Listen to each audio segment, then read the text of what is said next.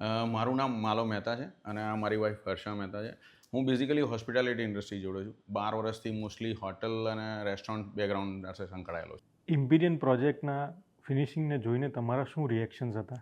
ઘણા બધા ફ્લેટ્સ જોયા અમે, પણ અત્યારે જે આ સ્ટેજ પર મેં જોયો ને, કેમ કે હું આને જનરલી એકદમ ગ્રાઉન્ડ લેવલથી જોતો આવ્યો છું, એક વાવ રિએક્શન છે સર. ધ ઇમ્પિરિયનમાં બુક કરાવતા શું તમે વિચાર્યું હતું કે આ સ્પેસિફિકેશન મળશે? સર હું એવું કહીશ કે જ્યારે બુકિંગમાં જે સ્પેસિફિકેશન મળ્યા હતા ને એના કરતાં કંઈક અલગ પ્રોપર મળી રહ્યા છે. મતલબ મેં એવું નહોતું વિચાર્યું એક્ઝેક્ટ ટુ એક્ઝેક્ટ આ જ મળશે કે આનાથી પ્રોપર મળશે. તમે કેટલા સેટિસ્ફાઈડ છો ઇમ્પિરિયનમાં પ્રોપર્ટી બુક કરાવ્યા બાદ?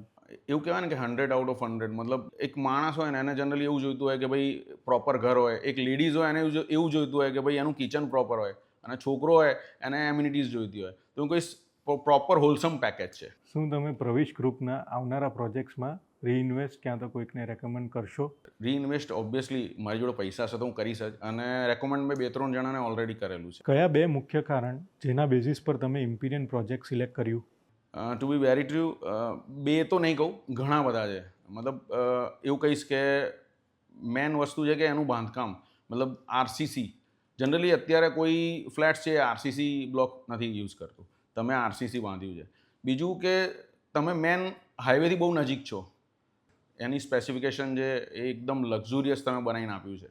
મારે કશે જવાની જરૂર નહીં પડે. જનરલી હું એવું કહીશ કે મારી ભાષામાં હું એવું કહું ને તો કે અમે એક પેક લંચ આપીએ છીએ જેમાં 2 સબ્જી, દાળ, રાઈસ બધું આવી જાય. તમે એક પેક લંચ આપ્યું છે, મતલબ તમે એમ્યુનિટીઝ બી આપી છે, તમે સ્પેસિફિકેશન બી આપ્યા છે, તમે નાના માણસો માટે એક રૂમ આપ્યો છે કે ભાઈ તમારા સર્વન્ટને બેસવું હોય તો, તમે છોકરાઓ માટે ઘણી બધી વસ્તુઓ આપી છે, જેમ ઓલ્ડ એજ છે તો એના માટે બેસવા માટે તમે સગવડ આપી છે. એટલે તમે એક આખું હોલસમ પેકેજ જ આપી દીધું છે.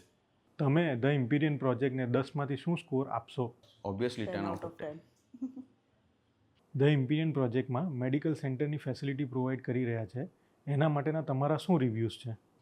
સર હું સૌથી પહેલાં તો થેન્ક યુ કહીશ, કેમ કે મેડિકલ ઇમરજન્સી ક્યારે આવશે કોઈને ખબર નથી હોતી, અને મેં આજ સુધી સાંભળ્યું નથી કે કોઈ ફ્લેટવાળાએ મેડિકલ સેવા શરૂ કરી હોય.